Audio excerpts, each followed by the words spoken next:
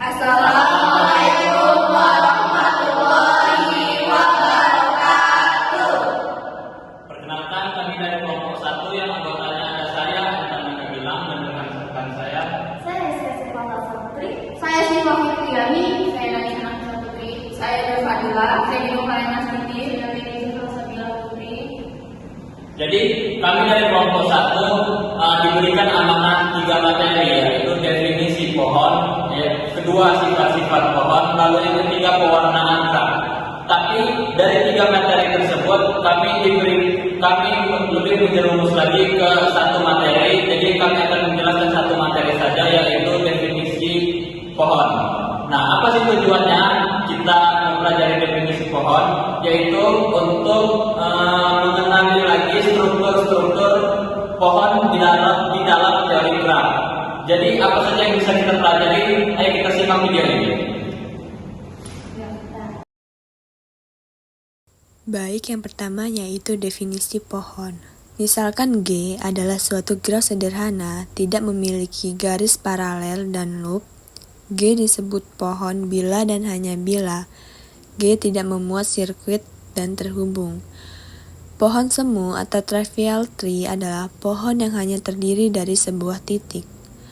Pohon kosong atau empty tree adalah pohon yang tidak memiliki titik. G disebut hutan atau forest bila dan hanya bila G tidak memuat sirkuit. Selanjutnya kita masuk ke dalam contoh soal. Di sini ada soal, tentukan mana di antara graf berikut yang merupakan pohon atau hutan. Pada gambar graf tersebut terdapat 4 bagian, yaitu bagian A, bagian B, bagian C, dan bagian D. Untuk bagian A merupakan pohon karena terhubung dan tidak memuat sirkuit. Untuk bagian B juga merupakan pohon karena terhubung dan tidak memiliki sirkuit. Suatu pohon tidak harus memiliki bentuk graf yang menyerupai tanaman, atau ada akar dan cabang-cabang. Untuk bagian C, bukan merupakan pohon karena F3, F4, F5 merupakan suatu sirkuit. Untuk bagian D, yaitu merupakan suatu hutan karena memuat sirkuit dan tidak terhubung. Hutan tersebut memiliki 2 komponen yang masing-masing komponen merupakan suatu pohon. Baik, selanjutnya pohon berakar. Definisi pohon berakar adalah suatu pohon di mana ada satu titik yang dikhususkan dari yang lain. Titik itu disebut akar. Tingkat suatu titik adalah banyaknya garis antara titik tersebut dengan akar.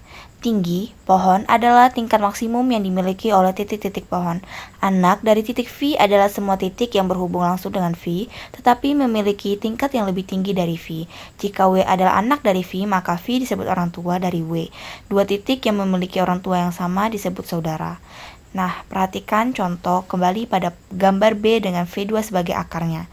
Yang pertama, tentukan tingkat tiap-tiap titik, yang kedua berapa tinggi pohon, dan yang ketiga tentukan anak, orang tua, dan saudara titik V1. Nah, di sini untuk mempermudah biasanya akar pohon ditempatkan pada posisi pertama dan anak-anak ditempatkan di bawah orang tuanya. Dengan demikian, pohon akan tampak seperti tanaman yang terbalik. Dengan penggambaran tersebut, pohon pada gambar B dengan V2 sebagai anak akarnya dapat digambarkan sebagai berikut. Tingkat V4 adalah jumlah garis antara V4 dengan akar V2 sama dengan 1. Tingkat V1 sama dengan tingkat V6 sama dengan tingkat V5 sama dengan 1. Tingkat V3 sama dengan 2. Tingkat V7 sama dengan tingkat V8 sama dengan 3. Yang B, tingkat pohon adalah maksimum tinggi yang dimiliki. Banyak garis dari akar ke titik yang terjauh dari akar, yaitu sama dengan 3. Yang C, anak dari V1 sama dengan V3, orang tua dari V1 sama dengan V2, dan saudara dari V1 sama dengan V4, V6, dan V5. Selanjutnya, pohon binar. Definisi pohon binar atau binary tree adalah pohon berakar yang setiap titiknya memiliki paling banyak 2 anak, yang disebut anak kiri, left child, dan anak kanan, right child. Pohon binar penuh full binary tree adalah pohon binar yang setiap titiknya memiliki tepat 2 anak. Setiap operan atau operator dalam ekspresi aljabar bersesuaian dengan satu titik dalam pohon biner. Kedua operan dalam operasi biner merupakan anak dari operatornya. Sebagai contoh, ekspresi aljabar X atau Y dapat dinyatakan dalam pohon biner sebagai berikut. Pohon biner. Contoh nyatakan ekspresi aljabar berikut ke dalam pohon biner. A. X per Y plus Z. B. X per Y plus Z. C. X min Y Z plus U per V. Pembahasannya sebagai berikut. A. Dalam ekspresi X per Y plus Z, operasi Y plus Z, Y plus Z dilakukan terlebih dahulu sebelum operasi pembagian sehingga pohon biner yang sesuai dengan operasi tersebut dapat dinyatakan sebagai berikut. B.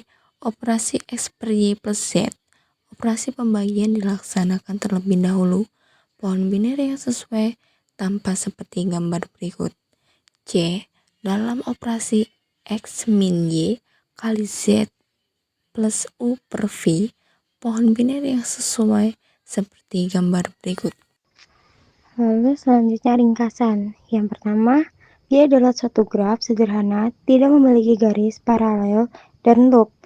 Y disebut pohon bila dan hanya bila G tidak memuat sirkuit dan terhubung. Lalu yang kedua, pohon semu, trivial tree, adalah pohon yang hanya terdiri dari sebuah titik.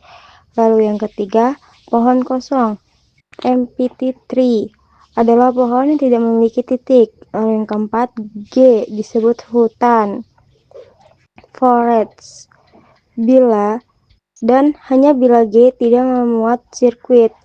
Lalu yang kelima, berakar, rooted tree, adalah suatu pohon di mana ada suatu titik yang dikhususkan dari yang lain. Lalu yang keenam, titik untuk titik itu disebut akar root.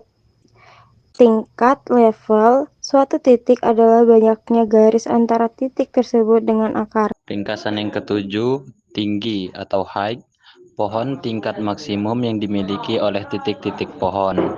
Lalu yang ke-8 ada anak atau children dari titik V adalah semua titik yang berhubungan langsung dengan V, tetapi memiliki tingkat yang lebih tinggi dari V. 9. Jika W adalah anak dari V, maka V disebut orang tua, parent dari W. Yang ke-10, dua titik yang memiliki orang tua yang sama disebut saudara atau sibling. Yang ke-11, pohon biner atau binary tree adalah pohon berakar yang setiap titiknya memiliki paling banyak dua anak, yang disebut juga anak kiri dan anak kanan. Yang ke-12 atau yang terakhir, pohon biner penuh, full binary tree, adalah pohon biner yang setiap titiknya memiliki tepat dua anak. Sekian video pembahasan dari kami. Semoga video yang sudah kami jelaskan dapat bermanfaat bagi semua orang. Kami akhiri.